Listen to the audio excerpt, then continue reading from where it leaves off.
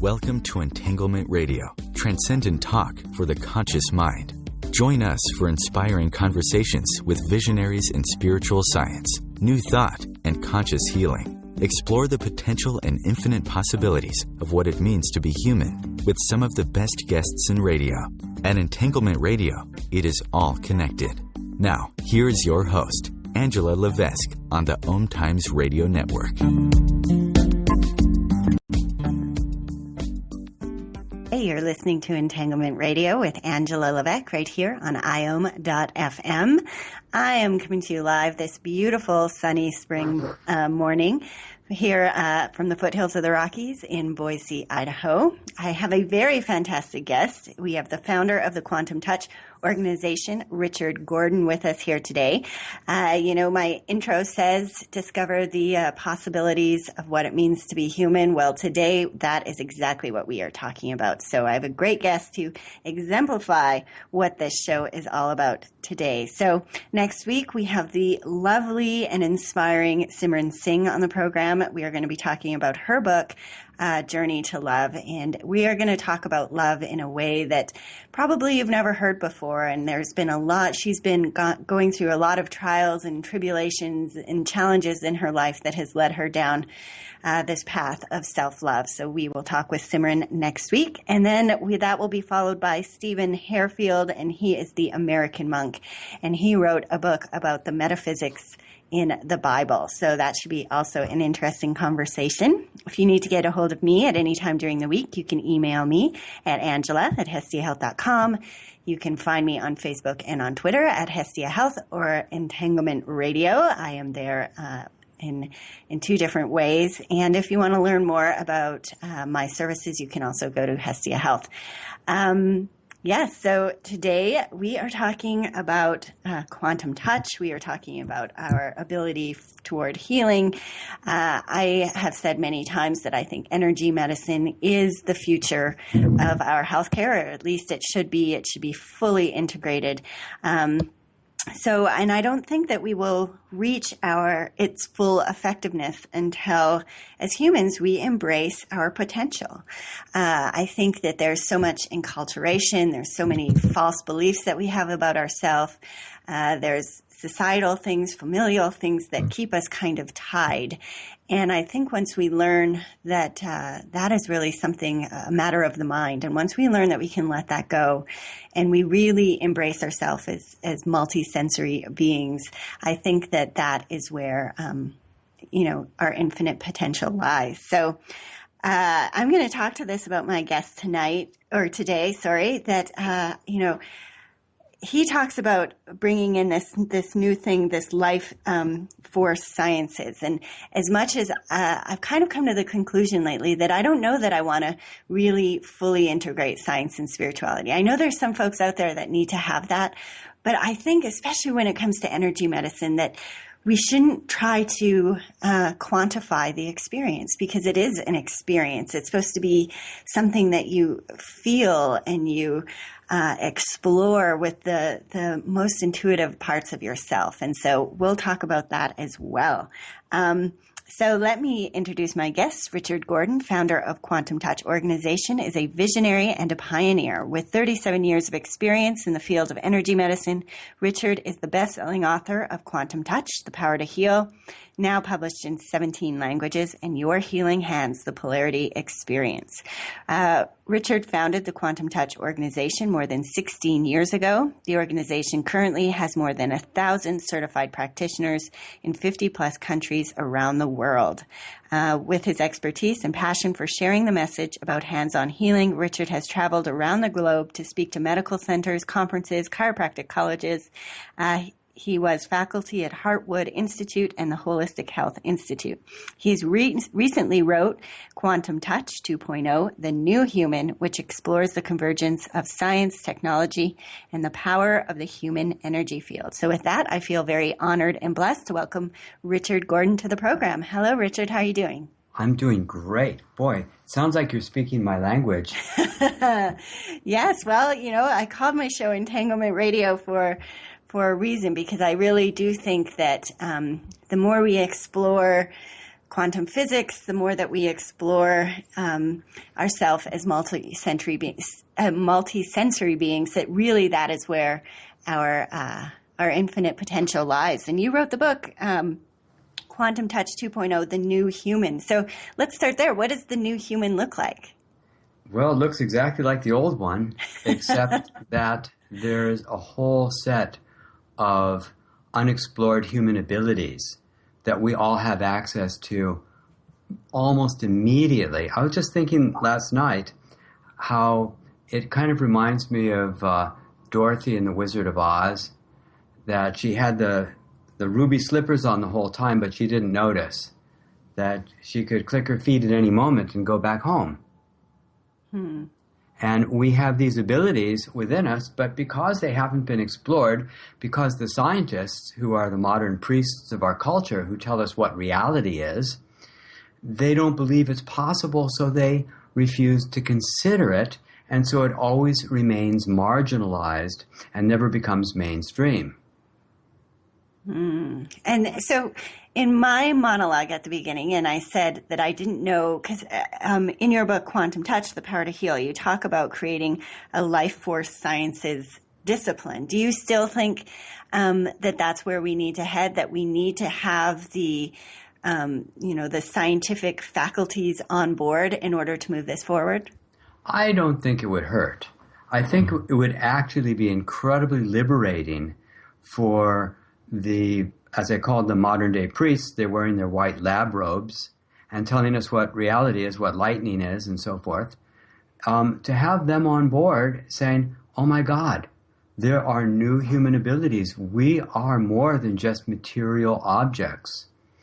I recently met with Dr. Rupert Sheldrake, who is a Cambridge professor who wrote a book called Science Set Free, where he argued that because of the modern dogmas of science, that we've limited the possibilities of what we can know about ourselves and what we can know about the world. Certainly, you have had done your exploration, I've done my exploration, and we didn't need anybody else. But the mainstream has been fed this information that this sort of thing is impossible. Wikipedia, for example, has a very militant campaign to take down anything about natural medicine, holistic health, energy healing, alternatives of all kinds, and only go with the mainstream modern medical model of what reality is. And so it's not really talking about whether or not scientists should study it. We're talking about how we define reality and where we put our attention, our money, our time, and invest ourselves. And when people realize that their love is actually a real force that amplifies this life force energy, then it can accelerate our healing, that our compassion is our most valuable resource that we have. Oh my God, then it changes everything, because right now, from the materialistic perspective, gaining access to resources and getting control and power and domination, manipulation becomes a priority. But when people realize that their compassion is the number one resource that we have, then caring for all beings, it becomes a priority. And I think it would not hurt at all for the academics to say, all right, let's just be honest and empirical about this and see if there's anything there. And I happen to have a little demonstration that I'd like to show them that proves within a minute or less that energy healing is real.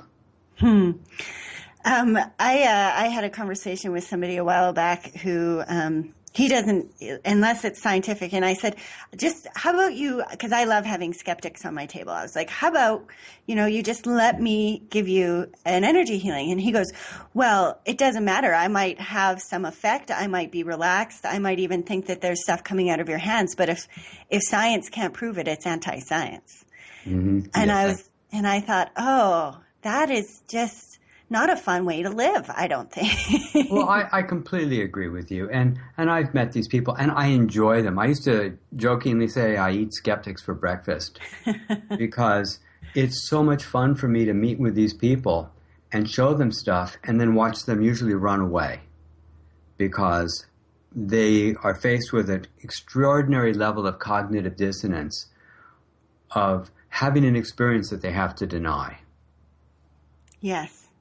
So what is, if you can explain it quickly, what is the little experiment you like to do to show the scientists?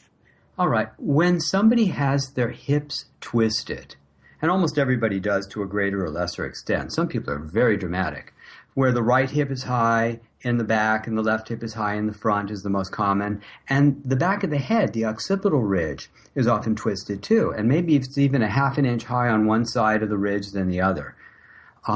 This is considered physiologically impossible to change while a person is standing still. So a chiropractor puts a person on their side, drapes a knee over the side of the table, crunches them in two directions simultaneously, and then they're straightened out for 2 or 3 days before they come right back into out of alignment again. What I do is I meditate for 5 seconds and straighten out the people permanently in 5 seconds. And there's just no denying it. And when I got to show Rupert Sheldrake this a few months ago at a synchronicity conference, his wife was before me, and I had never seen anybody whose hips were so far out of alignment. And I said, this doesn't look normal. It looks like there's been some kind of major injury. And she said, yeah, I had some crushed vertebra. And so I told Rupert, I said, well, I only expect this to go back about 70 to 75% in the next 5 or 6 seconds, which is the most outlandish claim. And then he measured before and after, and sure enough, she went back about 75, 80% in seconds while she's standing still. And when you do something that's considered physiologically impossible, then I had one doctor say, okay, I saw it happen, but where's the mechanism? I said, well, there is no mechanism.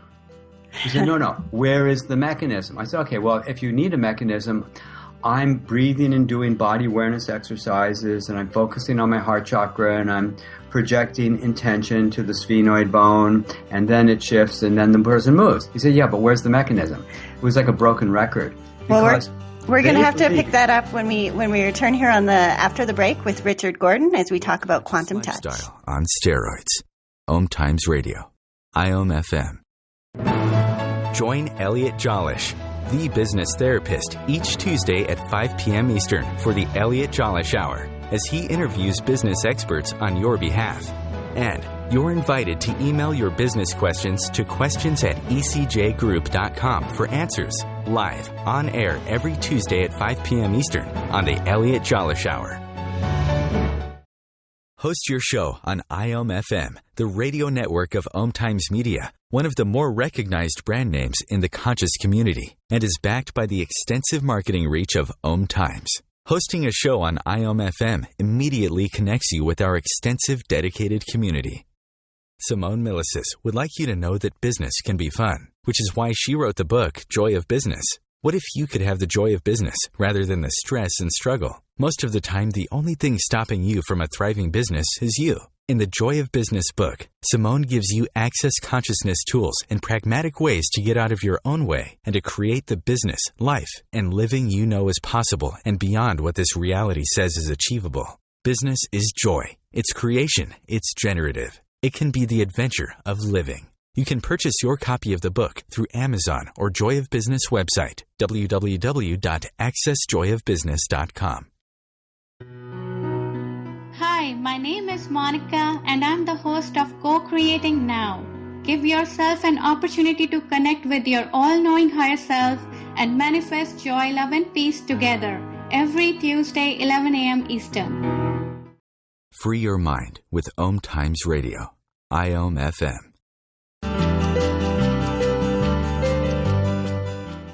All right, we are back, and you're listening to Entanglement Radio with Angela Levesque right here on IOM.FM. I have the founder of the Quantum Touch organization here with us today, Richard Gordon, and we are talking about energy medicine, quantum touch. Before the break, you were you were describing an exercise where you can actually shift the bones, and a doctor was asking you, what are the mechanisms? And I think that that speaks so well to what we were talking about before the break about science and, needing to break everything down into, it's just the sum of its parts. And if we can just find the one thing that creates that action, then it becomes reproducible. And I think that is just, that's inherent in I think some of our thinking around what is possible. I think that's ultimately one of the limitations, is that if we can just figure out that one thing, then if we can take THC and we can put it in a pill and just take that one component, and not realizing that there's lots of things that are activated when they work as a whole system. I think that's part of our issue. Would you agree? Well, certainly. But when you look at this one little demonstration and think about what are the implications overthrow 400 years of science. Because if there's no mechanism, that means that telepathy exists. It means that the mind is not confined to the brain. It means that energy healing is real and modern medicine is not the only medicine. But you go beyond that and you realize that the body understands my intent. The universe understands my intent, corrects for my lack of understanding. And truly, I don't have much understanding of the physiology of what's happening. And that means the universe is benevolent. And that means we're loved. And so it opens up a whole range of overt spiritual understanding without any dogma, just on a simple, robust experiment that works better than 99% of the time, that's visible to the naked eye, and teachable to anybody who wants to learn it. I love it. But when we say there's no mechanisms, there are a few things. And you mentioned a big one, intent. And then before the break, you mentioned conscious breath. So why are those two things so important to this practice? Yeah. Let me just back up for a split second. Those are not considered mechanisms. Okay. Because a mechanism is considered something that caused B, if you're doing A and B happens, what is the physical thing that you did to make B happen? Now, those are important because what I'm doing is I'm raising the life force energy inside my body. The life force energy is what the Chinese call qi and the Japanese call ki and the yogis call prana. And Dr. Beverly Rubik found 70-odd words that different cultures were using for this energy. And what we're doing is we're lifting that vibration of energy so high within ourselves that we're first doing a healing within ourselves just by doing the process. But then we offer that energy to another person, love from one to another, and they receive it, and then their body intelligence and spiritual intelligence directs the healing as it sees fit. If you don't do the breathing and the body awareness exercises, there's a good chance, especially if you're not into deep gratitude, that you will match the vibration of the person that you're working on. That's why a lot of practitioners that I've talked to who are not doing quantum touch have complaints from time to time of becoming tired or drained.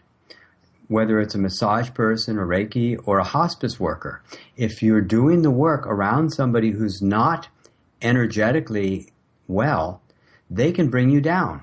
But if you do the breathing and body awareness exercises, where you're moving awareness through your body with the breath, then you're lifting yourself up the whole time, you're creating a field, and through the process of resonance and entrainment, it means that either the low vibration is going to match the high one will match the low one, or they're going to meet in the middle.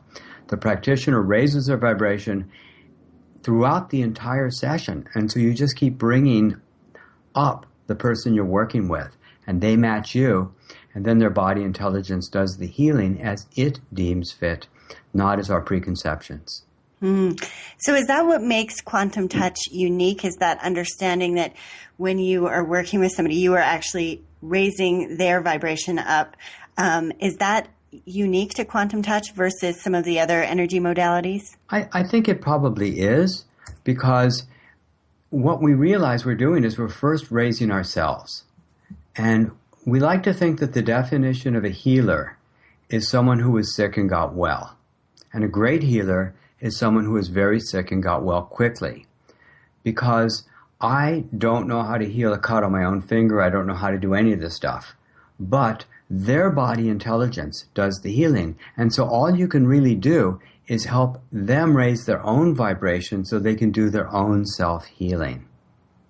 Because it's interesting for my listeners, I'm trained in Reiki and healing touch and reconnective healing. But as I'm reading his Richard Gordon's book, I was thinking, the way that you describe it about raising that vibration and then letting the body intelligence and the information intelligence of the universe take care of the rest. I liked that visualization, and I liked thinking about creating that intent.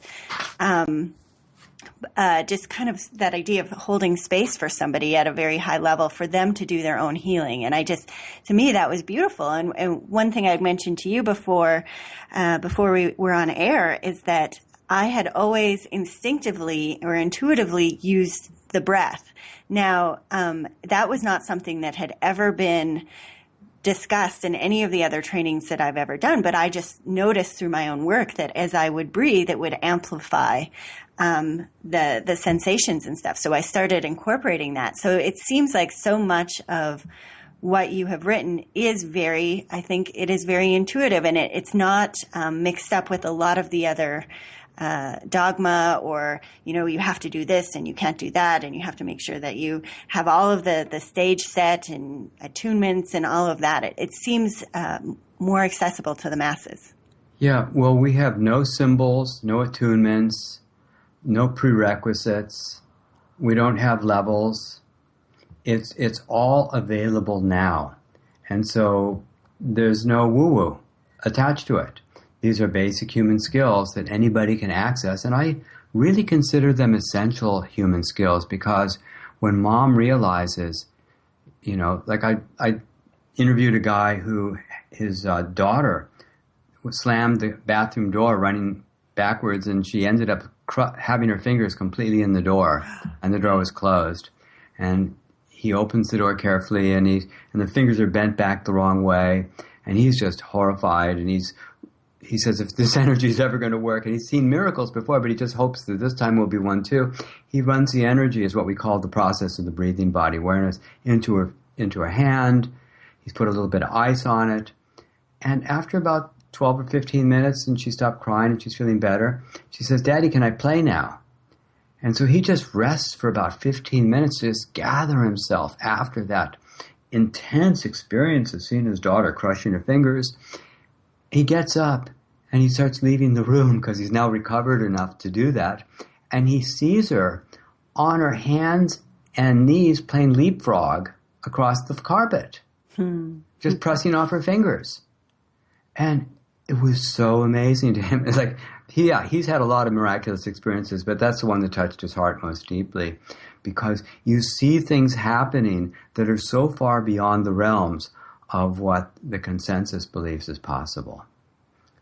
And do you need to have a belief that it works in order for you to do this work?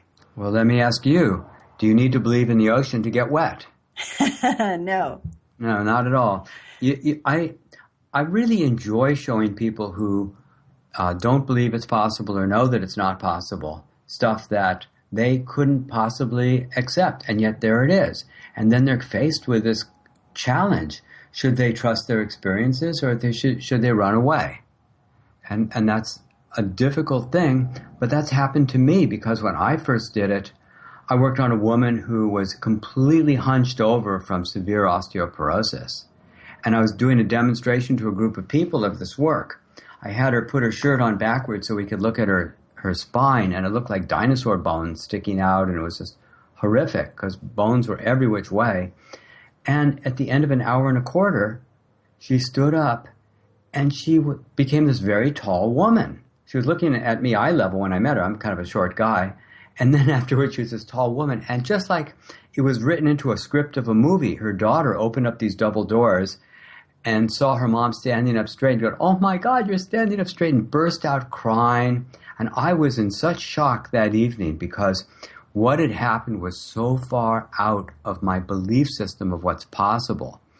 I heard myself say in my mind really loud, Well, that didn't happen. And I held on to it, said, no, wait a second.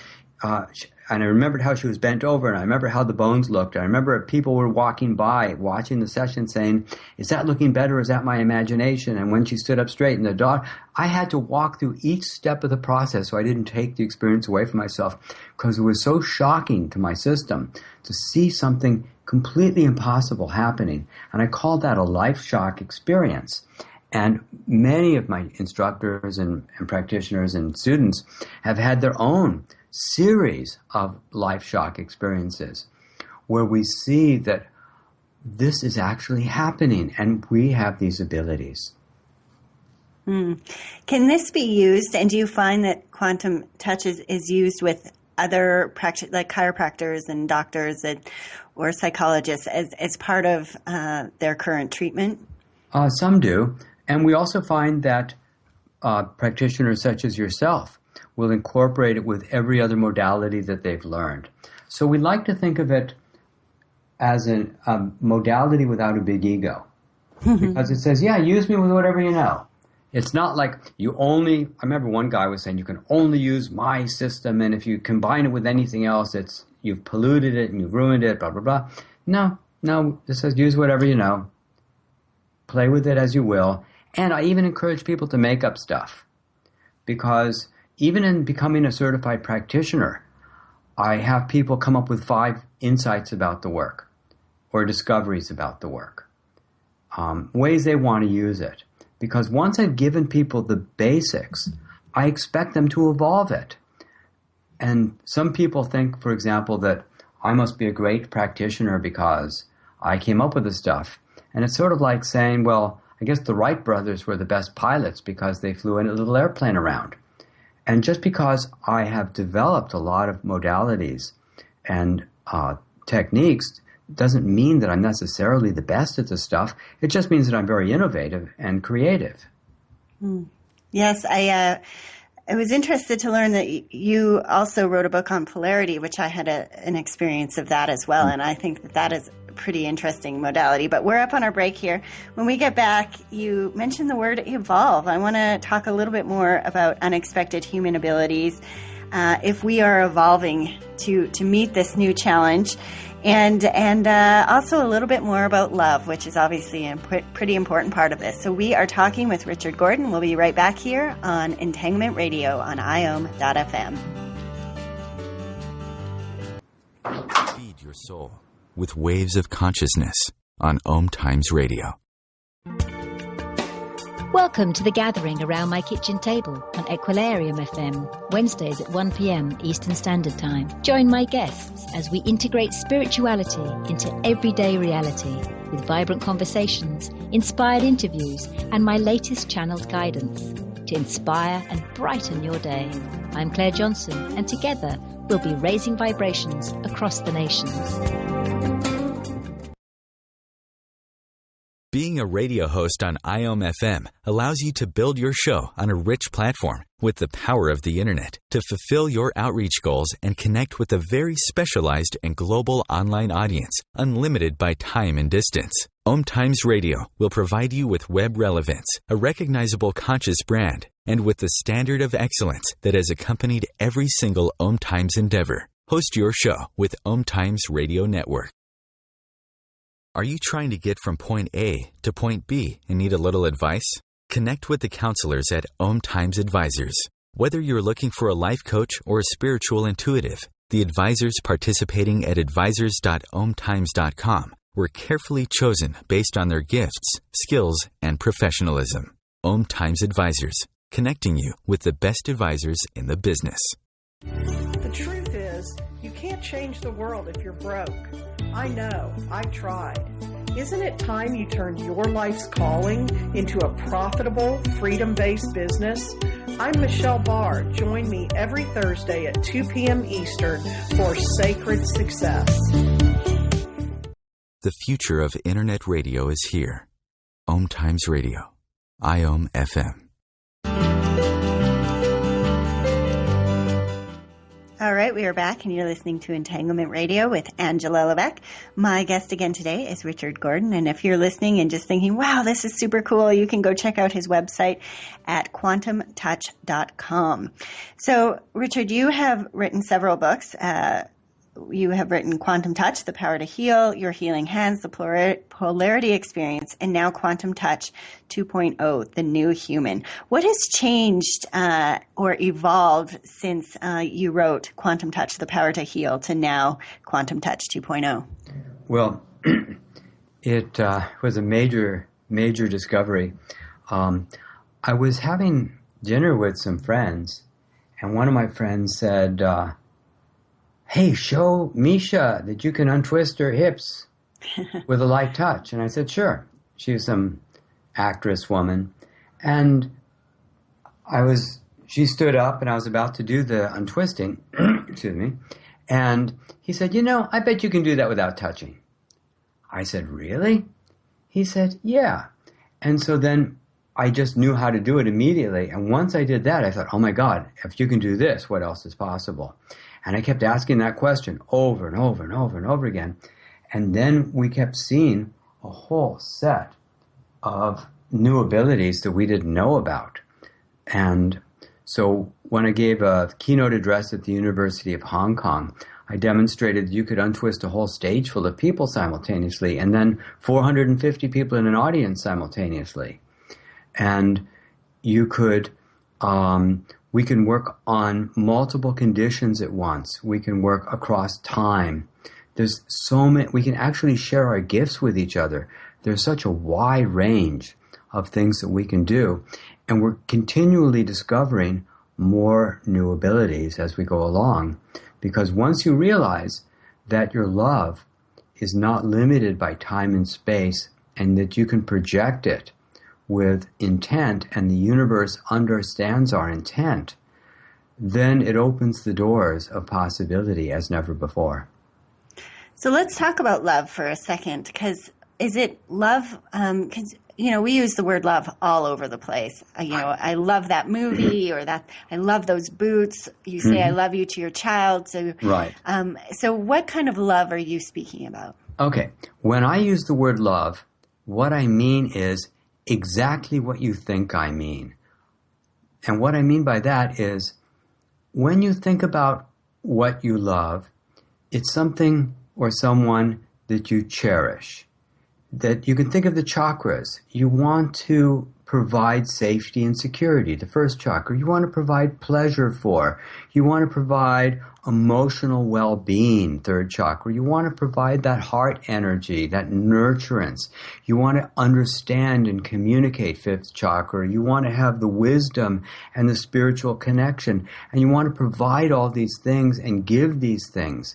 It's the listening, the caring, the vulnerability, the intimacy, the trust. All these are aspects, but none of them in themselves is love. It's the synergy of all those elements together. And so when we move the energy, we learn how to tap into that vibration within yourself of that cherishing and adoration, of that caring, that compassion. That's what I mean by love. It's exactly what you know it to mean, but it's all of it, not just a little part of it.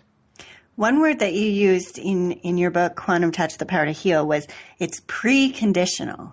Yes. And I had to pause on that for a second. I was like, okay, so I've heard of conditional love. I've heard of unconditional love, preconditional love. And to me, when I'm hearing that word, it is just that energy, that vibe, that just is forever. It just always will. It's always been there, always will be. And it's kind of this just beautiful unifying force that connects us all, that has always existed. Is that an okay way to think about it?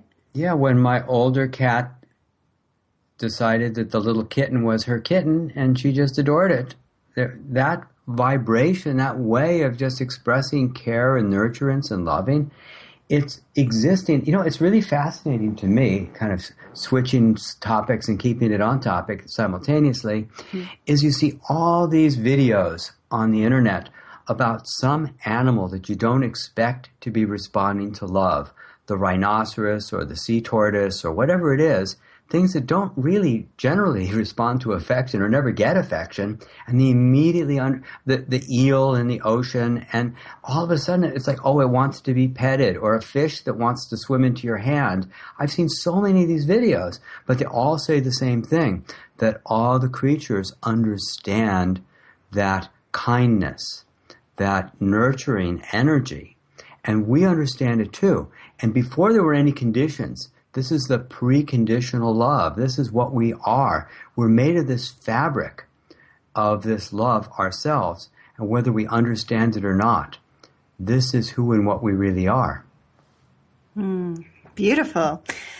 So are we evolving to, if you look at even the structure of the human brain, and we started with the reptilian brain and then the emotional brain and the reasoning brain, and now some people are calling our prefrontal cortex the intuitive brain. Do you think that there's certain levels, like our bodies, and it may be even seen in our culture and society, are we evolving towards this type of future of healing, I guess? Unquestionably. If you think about evolution, we moved from the ruthless behavior of nature, from just survive at all costs, eat your babies if it gets bad, whatever you have to do, do it, to a place where the best of us have developed a high level of compassion. And you see it even in the politics. There's an entire group of people that thinks compassion in politics is a bad idea. But we're moving more and more toward compassion, where we realize it is unacceptable that any child on earth is hungry, is in pain, is suffering from lack of water. And this is the primary evolution. And the question always becomes, will we develop a high enough level of compassion before we cause extinction amongst our own species? But that is the evolution. Now, the spiritual evolution that's continuing through that process is going on, because the abilities that some of my students are developing, and by the way, when people move the life force energy through quantum touch, many people spontaneously develop tremendous intuitive abilities. But that's part of that natural evolution, because it's an extension of the compassion. The compassion wants to reach out and understand and care and heal. And so that's part of the natural evolution. A lot of people think that the evolution is going to be to download our consciousness into a box, but that's really silly, into a computer memory or hard drive or something, because they don't know what consciousness is. And they think it's all material stuff. And if you don't know what consciousness is, you'll never be able to download it into a machine. And we're not machines, we're spiritual beings. And because they're simply materialists, they are unwilling to even consider that possibility, and so they don't look in that direction for their solutions. But the evolution is one of accepting, opening, and becoming the love. Becoming, as Gandhi said, to be the change you want to see, to be the compassion, to be the love. Well, I sure hope that that we reach that compassion point before we reach the extinction point, because and I see it, and I guess I probably have because I do this show, and so I talk to people like yourself and others who are kind of on the cutting edge of all this stuff, but I feel like it's filtering down into, our mass consciousness, that we're starting to understand this. And I think that we are also in concert with that. We're seeing the technological evolution that's allowing us to see the plight of the other people around the world. Whereas before, it was maybe on the 6 o'clock news. Now we have the internet. It becomes so much harder to maintain that us versus them kind of thinking, because us versus them you can see them, with the click of a mouse. And so I'm hoping that all of this stuff is kind of coming together in a tipping point. Yeah, I hope you're right. And I see that too. And I just wish we were, the year was 1950 when we had this level of consciousness, not 2015. So we talk a little bit more pragmatically, if you could create this utopian healthcare system, what role would energy medicine have in it? What would that look like? Well, I think that it would be at the forefront that the Hippocratic Oath, not hypocrisy oath, but Hippocratic, says that above all cause no harm, do no harm. And so the least invasive approaches would always be the first ones utilized, except in emergency situations. And so energy healing, nutrition, emotional process, and exercise, lifestyle, these would be the front end things that would be done. And you wouldn't wait till something got really bad. You would be doing them right away. When somebody weighs 300-400 pounds, you wouldn't wait till they got to 1,000 pounds and say, well, maybe you should be on a diet or you should be changing something. We would be very proactive about what's wrong. And we'd be working emotionally with the people to help them find the emotional causes and release those emotions. And as my work, as I told you before, with self-created health has come about, we help people find and release those causes. And not only do the people get well, but they feel incredibly grateful for having had the condition because it showed how they had stopped loving. That the body had the ability to be sick, not as a dysfunction, but a communication from their own higher consciousness on how they had stopped loving. So the first line of defense would always be the energy work, the emotional work, the nutritional work, and followed with the exercise and lifestyle changes. That just makes too much sense. Sorry about that. It's just so funny that all of those things that, we've known forever. We talk about, worshiping studies. We know that, the nutrition and yet that's not part of our current system. So it's very frustrating to me to say, okay, on one hand, we're going to dismiss this science because it doesn't fit into our worldview. And on the other hand, we have all of this science that supports things like nutrition and exercise and lifestyle change. And yet that is going to be a very small, minuscule part of our treatment program. It's crazy. But we're going to be up here on a break pretty quick. But when we get back, my segment, I like to call it Bite-Sized Brilliance. I would love for you to lead us through a few techniques to help us get in touch with our own energy field, as well as talk a little bit more about self-created health and some of the things that my listeners can do today on their road to wellness and understanding and engaging and experiencing their energy field. So we'll do that more with Richard Gordon when we return here on Entanglement Radio with Angela Levesque on IOM FM. We'll be right back.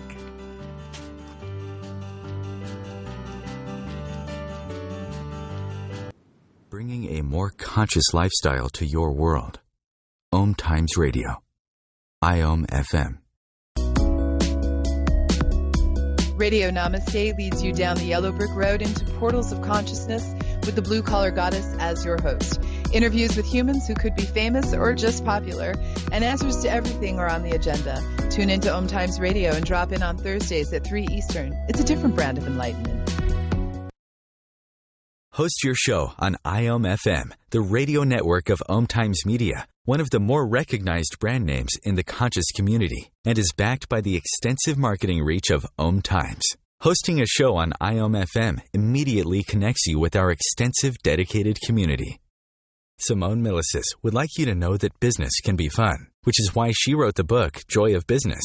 What if you could have the joy of business rather than the stress and struggle? Most of the time, the only thing stopping you from a thriving business is you. In the Joy of Business book, Simone gives you access consciousness tools and pragmatic ways to get out of your own way and to create the business, life, and living you know is possible and beyond what this reality says is achievable. Business is joy. It's creation. It's generative. It can be the adventure of living. You can purchase your copy of the book through Amazon or Joy of Business website, www.accessjoyofbusiness.com. Hi, I'm Katrina Kavanagh, host of the I Am Wisdom radio show. I Am Wisdom is about the connection between mind work and energy work, spirituality and living a wonderful life. Looking forward to sharing each Sunday, 5 p.m. Eastern Standard Time with you. Conscious media for conscious minds. OMTimes.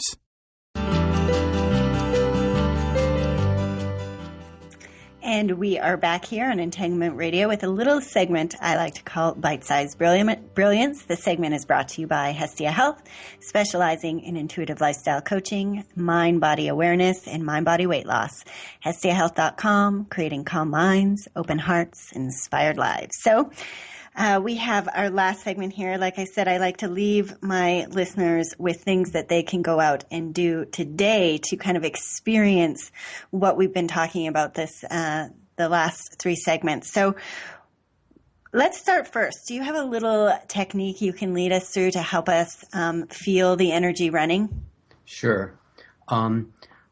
If you want to feel that life force energy, there's a little simple exercise you can do, and if you're not operating a motor vehicle or such, what you can do is lift a finger and stare at your finger and see how much sensation you can feel in that finger. See if you can feel how the skin wraps around the finger. See if you can feel the blood pulsing through the finger. Perhaps you can feel the bones inside your finger, the tendons in the finger. And now as you're breathing into the finger, just feel you're filling your finger with your breath. See if you can feel any tingling, vibrating sensation, pulsing, heat, whatever you feel. That is your own body awareness moving into the finger. But wherever you've brought your body awareness, there's also life force energy. And so what we do in the quantum touch work is we learn how to move that awareness through our whole body. And in that moving of the awareness through our body, it gets stronger and stronger, and we link it with breathing techniques. And that's how we are able to amplify the energy, just by bringing awareness to ourselves. And I like that you mentioned that you don't need to be attuned to this. You don't need to use sacred symbols. It's just something that you have to start playing with, which I really like. And you say in your book that tactile sensation is more important than visualization. And yes. Is that part of why we're, thinking about the tendons and the bones and trying to connect with the touch of it? Yeah, it's the tactile sensation. Feeling it is the whole thing. And the intellectual aspect is really not important. The visualization is not very important. It's bringing the sensation to it, because the sensation is real. The visualization is imagined. So if I was to suggest you visualize a green ball and a blue ball, floating through the room, it doesn't really mean much to you. But if your hand is vibrating like crazy, that's real. You changed your physiology in the moment. And that is significant that you were able to do that. So is meditation an important part of this, or practicing the breathing exercises? It's automatic, because the process of doing the work requires that a person's using a tremendous amount of attention. We keep stacking on more and more exercises to amplify the energy. We're vortexing it, we're moving the chakras, we're doing one thing after another. We've got a whole series of breathing techniques. And when a person gets deeply into it, they have no time to think about their laundry or their appointments or what's for dinner. They're so engaged in raising their own vibration. And when they put their hands on another person, the energy just gets stronger and stronger. And the longer you do it, actually, the stronger you get. So it's an interesting phenomena.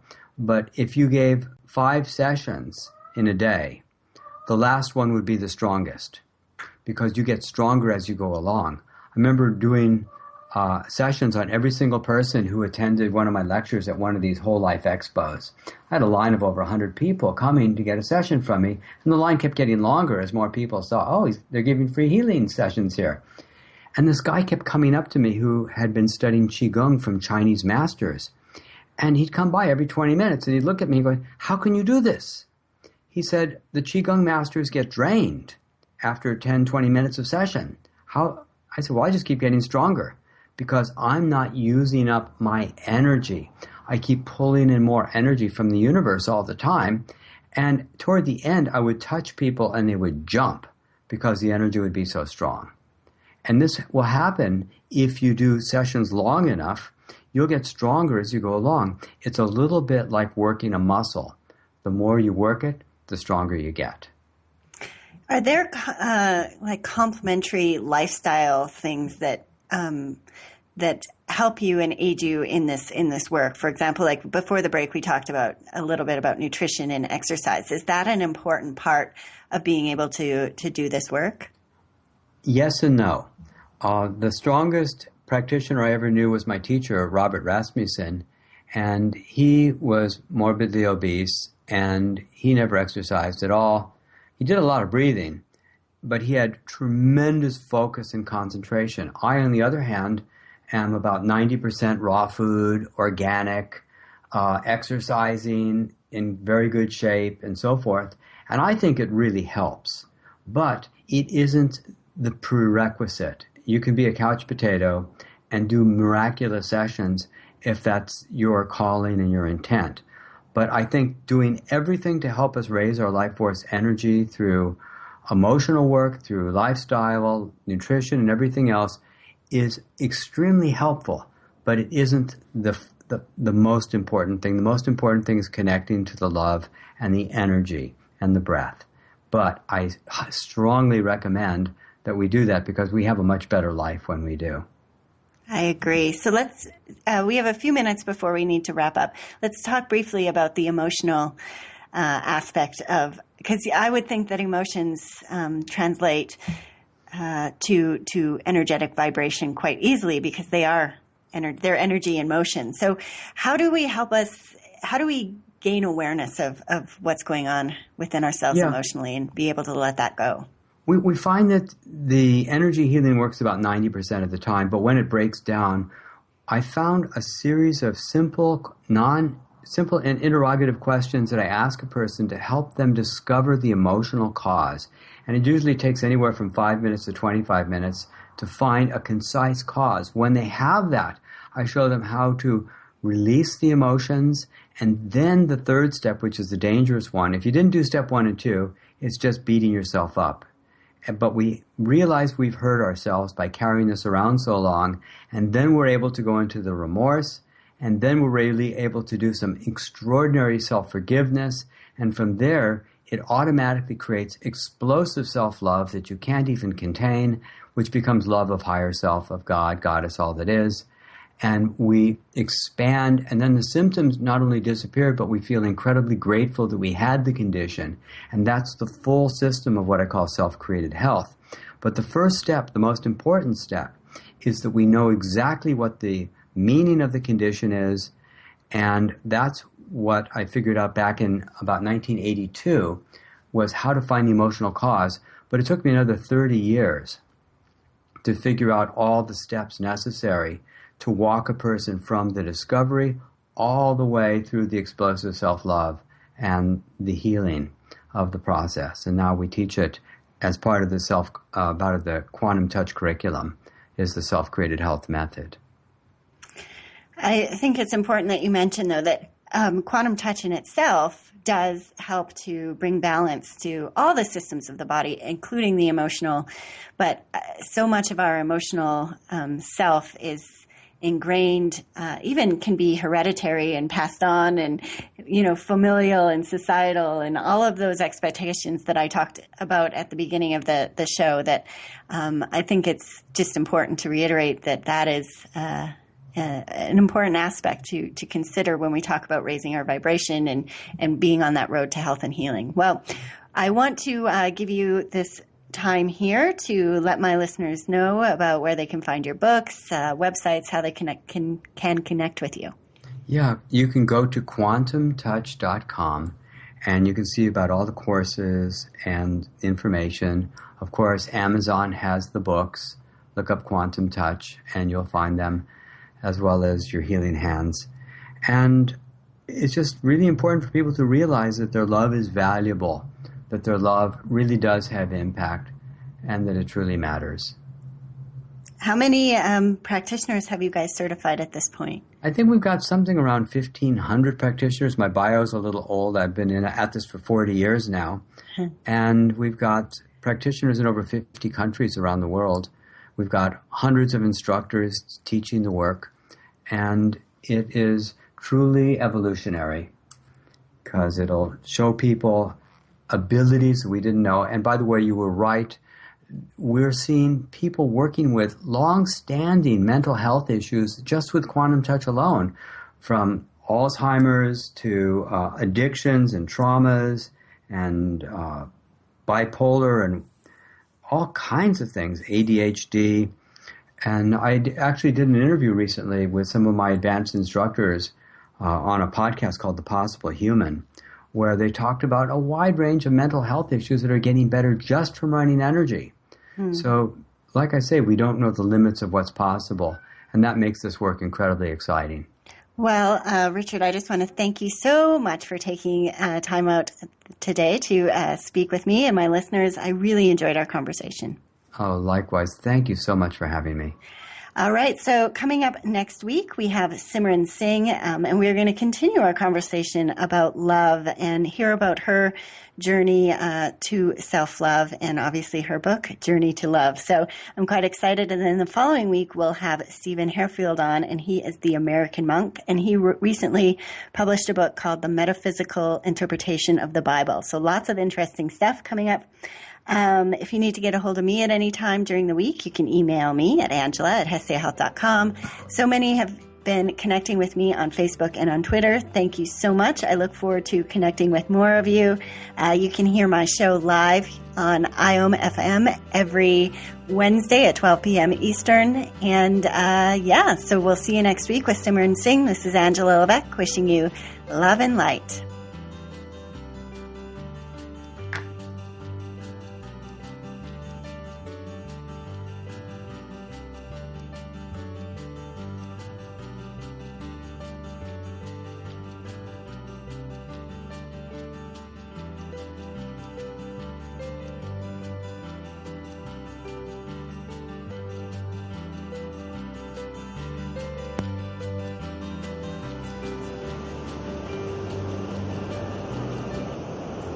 Of holistic